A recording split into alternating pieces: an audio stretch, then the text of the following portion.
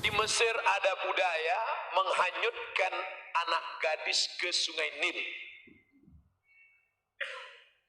Ustaz datang. Saya kira ada pengajian lagi, itu Ustaz yang kedua. Belum. Oke, saya jawab. Kalau datang, suruh tunggu di luar. Datang.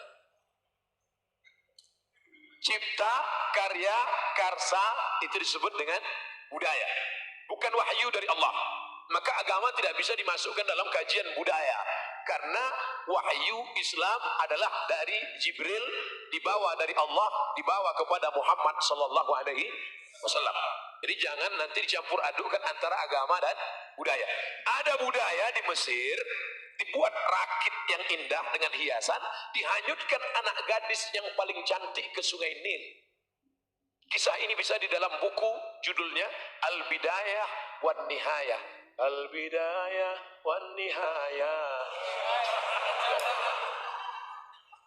Judul lagunya Al-Bidayah wan Nihayah, buku sejarah besar. Nama penulisnya Abul Fida Ismail Ibnu Katsir yang menulis tafsir Ibnu Katsir. Ada tradisi di Mesir menghanyutkan anak gadis ke Sungai Nil. Kalau anak gadis tidak dihanyutkan, air Sungai Nil tidak naik dan gandum tidak akan tumbuh dan masyarakat Mesir akan mati. Ada tidak budaya di Indonesia menghanyutkan anak gadis ke Sungai Nil? Tidak ada. Di tempat kita menghanyutkan kepala kerbau, kepala kambing, karena jin di tempat kita itu seleranya rendah. Kepala kambing. Kalau Mesir dah, kambing nggak laku kambing. Kami maunya anak gadis, kata dia. Keren jin-jin Mesir itu. Maka gubernur Mesir waktu itu namanya Amr bin As. Siapa namanya? Amr bin As. Nama khalifah yang ada di Madinah Umar bin Khattab. Harus jelas. Nama gubernurnya Amr. Nama khalifahnya Umar. Jangan nanti pas pulang cerita terbalik. Nama gubernurnya Umar, nama khalifahnya Amr. Amr bin As kirim surat. Wahai Tuan Khalifah, ini ada budaya di Mesir menghanyutkan anak gadis. Aku mau melarang mereka, mereka nggak mau. Karena kalau tidak dihanyutkan, Sungai Nil tidak akan naik. Dan kalau Sungai Nil tidak naik, gandum akan tidak tumbuh. Kalau tidak tumbuh, orang Mesir akan mati. Unjuk rasa besar-besaran. Apa unjuk rasanya? Beras mahal. Beras mahal. Akhirnya Umar bin Khattab menulis secari kertas kecil. Kertas itu dilipat halus, dimasukkan ke dalam amplop. Amplopnya dimasukkan ke dalam amplop besar, bawa pulang menuju Amr bin As. Amr bin As membaca surat. Wahai Amr bin As, hanyutkan amplop kecil ini ke Sungai Nil. Amr bin As penasaran, isinya apa? Dia buka isinya. Ya Nahran Nil, wahai Sungai Nil, min Abdillah. Dia tidak bawa nama-nama khalifah. Wahai Sungai Nil, dari hamba Allah Umar bin Khattab. In kunta tajri min qibalillah fajri. Kalau kau mengalir karena Allah, mengalirlah. Wa in kunta tajri min qibalati fala tajri. Kalau kau mengalir karena dirimu, tak usah kau mengalir sampai hari kiamat. Dimasukkan lagi amplop kecil, dicampakkan ke Sungai Nil di waktu malam. Besok pagi naik air Sungai Nil ke atas. Sejak itu dihilangkan budaya menghanyutkan anak gadis ke Sungai Nil. Sekarang pertanyaannya, agama mengikut budaya atau budaya itu dijadikan agama?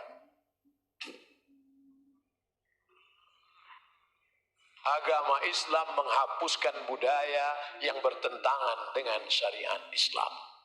Di Riau, tempat saya, kampung halaman saya, ada tradisi menanam kepala kambing untuk membuka hutan.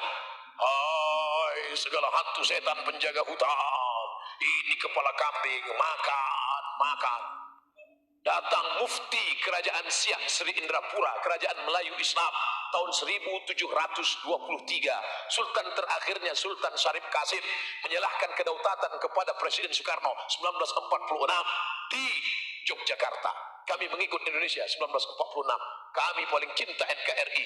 11 juta gulden disumbangkan Sultan kami untuk mengikut negara kesatuan Republik Indonesia. Allahu Akbar. Muftinya berfatwa tidak boleh menanam kepala kambing ke dalam tanah untuk sesajen. Dihapuskan budaya itu. Makanya yang ditanam hanya darah kambing saja. Karena darah kambing haram dimakan. Darah nggak boleh. Darahnya masuk ke tanah. Lalu masyarakat bertanya, Kiai, Ustadz, darahnya buang. Kena najis. Kepalanya antar ke rumah saya. Nanti kalau jinnya ngamuk, jinnya diusir dengan tahlil. Beramai-ramai bertahlil di tepi hutan. Afdhalu zikri fa'lam annahu la ilaha illallah. La ilaha illallah. La ilaha illallah. Lari setan, tunggang langgang, lintang bukang, lari semua.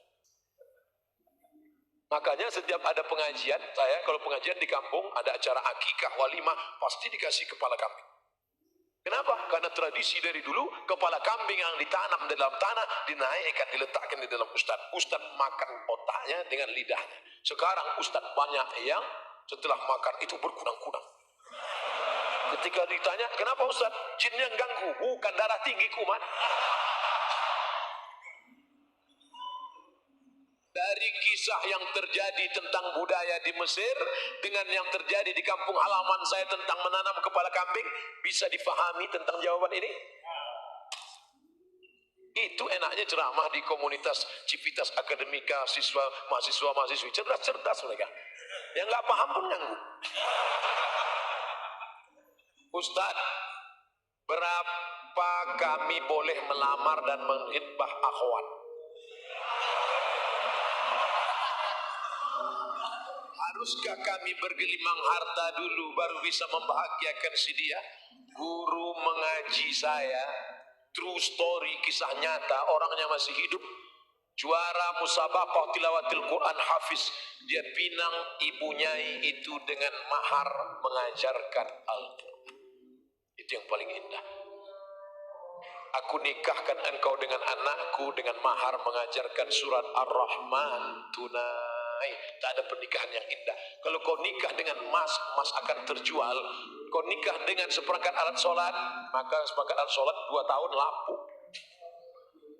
Dengan mengajarkan Ar-Rahman, sampai akhirnya di waktu malam duduk mempelai laki-laki dengan perempuan menunaikan akadnya. Bismillahirrahmanirrahim. Ar-Rahman 'allamal Qur'an, khalaqal insan, 'allamahul bayan. Mertua sayup-sayup mendengar suara. Itu suara siapa, Ma? Mantu kita. Begitu dibuka pintu dilihat, rupanya TV belum mati. Mantunya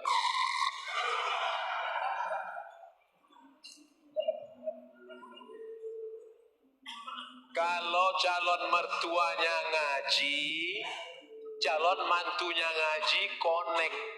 Calon mertuanya ngaji, calon mantunya ngaji, connect, enak. Yang gak enak nih calon mantunya ngaji, calon mertuanya matre. Ketika datang, Pak, kupinang anakmu dengan surat Ar-Rahman dan segenggam cinta, makanlah cinta. Itu makanya cari mantu mertua yang ngaji.